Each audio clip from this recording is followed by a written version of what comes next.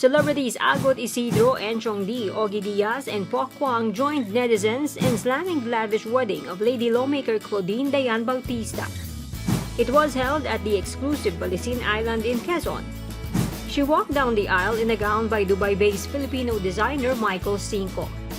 To make her wedding unforgettable, Bautista hired florist Gideon Hermosa and event planner to the stars, Tina Barreto.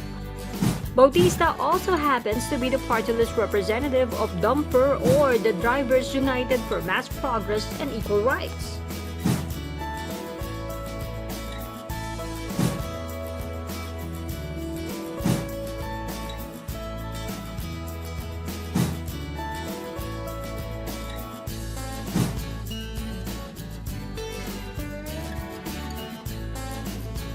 The congresswoman also happens to be the daughter of a politico.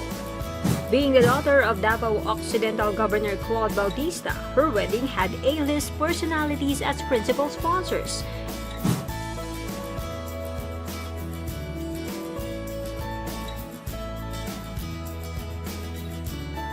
These include San Miguel Corporation President and CEO Ramon, former President Gloria Macapagal-Arroyo, and Davao City Mayor Sara Duterte.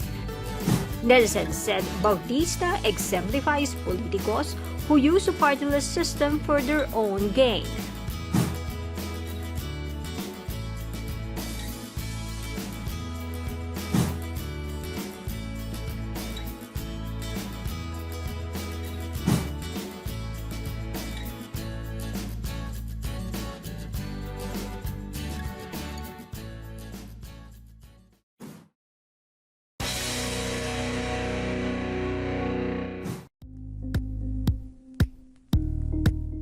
Thank you for watching Politico TV. Please like and subscribe to our channel for more videos.